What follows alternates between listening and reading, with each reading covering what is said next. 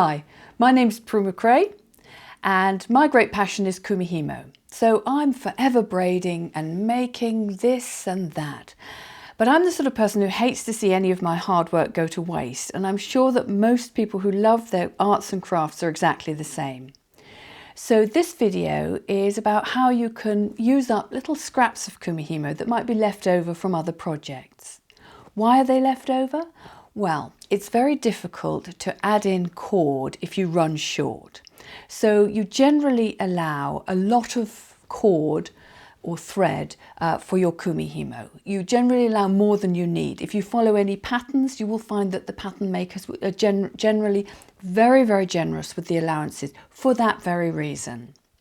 So what happens is then when you get to the point where you've made enough braid for your project, you will often find you still have a lot of cord on the disc. And my advice always is to continue to the end of the cord. So use up everything, make it into a little braid, cut it off, seal the ends and just pop it to one side. And then there's always a use for them. And so this video is about how you can use little bits and pieces. So I've got two bracelets for you here. This first one, and I'm going to show you close-ups in a moment, but also you'll be able to see close-ups on my website.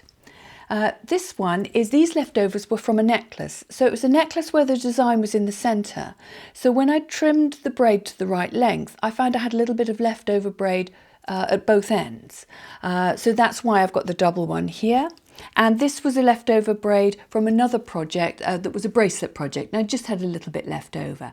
So what we're talking about here is a couple of inches, a few centimetres. You know, it really doesn't matter because you make the design, the rest of the design, fit what you have. And I hope you'll agree that they actually make very attractive bracelets.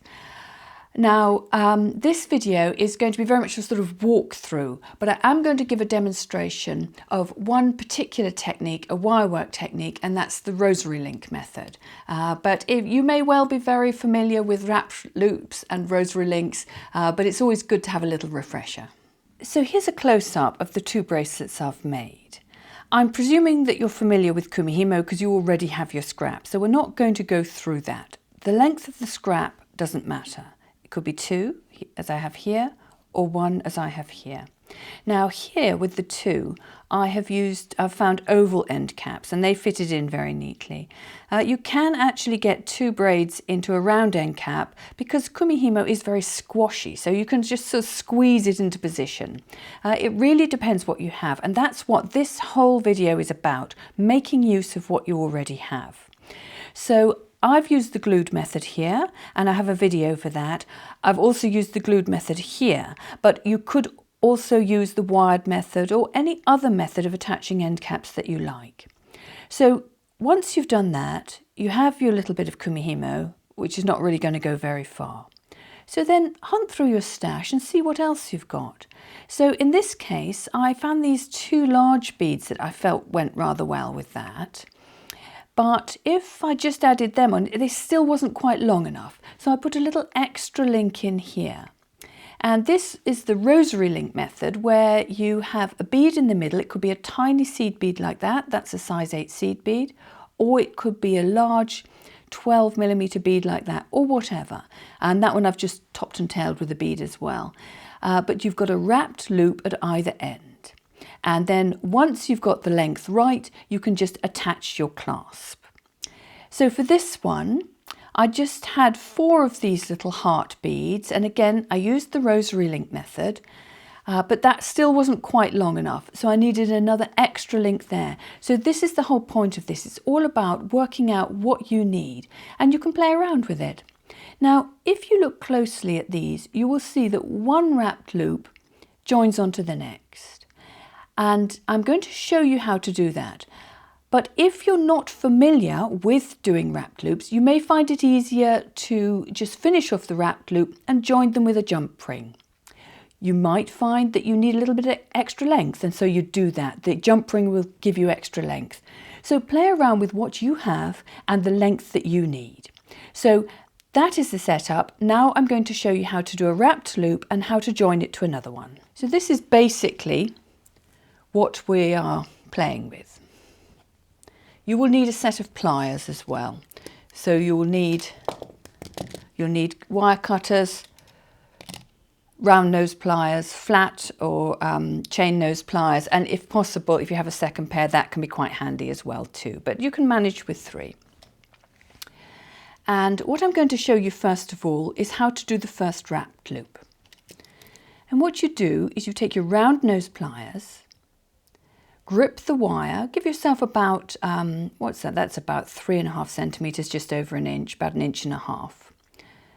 Pull the wire towards you so that you've got a right angle like that, 90-degree bend. Now you need to change the grip on the pliers. So they were like that. Now I'm going to change them so I have one under the bend and one above the bend. And I'm going to wrap this tail of wire around the top arm of the pliers to make 3/4 of a circle.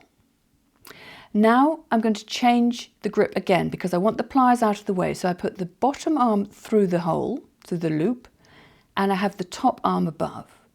And this means I've got space underneath to take that tail. You may wish to use pliers. You get a tighter grip with pliers. And it depends on how strong your wire is. This is 0.8 wire, 20 gauge. And then you wrap it round. As many wraps as you want to make a neat little finish. And that is how you make a wrapped loop.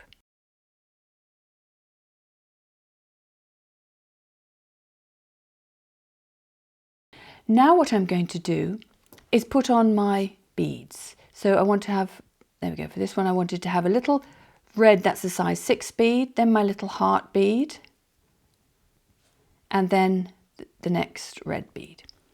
And I've put them on now. I'm now going to just trim this off because it's easier to trim your end when you've got your beads in position.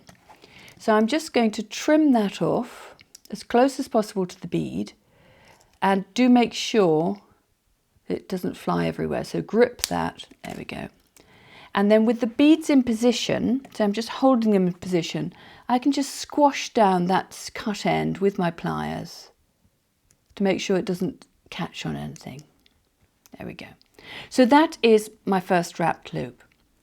Now I can do another exactly the same wrapped loop down below, and I'll have a link like that. And then if I have several links like that, I need to join them with a jump ring.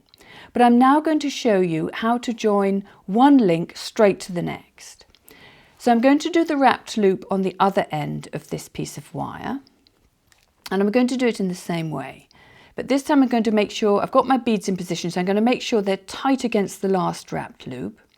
I'm doing the same thing. I'm gripping my wire, I'm bringing it towards myself, I'm changing the grip on the pliers, I'm wrapping around that top arm,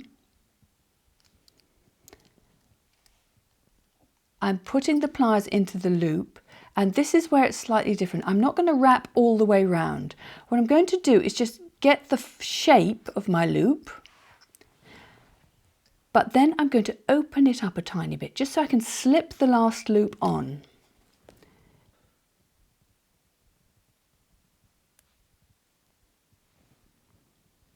And now I'm just going to grip the top of that loop there and wrap the wire underneath. And now I can do as before, cut the wire really close to the bead and just use pliers just to squash down the cut edge. And it's worthwhile taking a bit of time to get that right. Now, if your first wrap loops don't look at all loopy or nice, don't worry, they will improve. So just persevere because it's a very useful technique for all different sorts of jewellery making. Well, thank you for watching that. And I hope that this video has shown how even the tiniest bit of Kumihimo can be made into something special. You never want to waste your hard work, do you?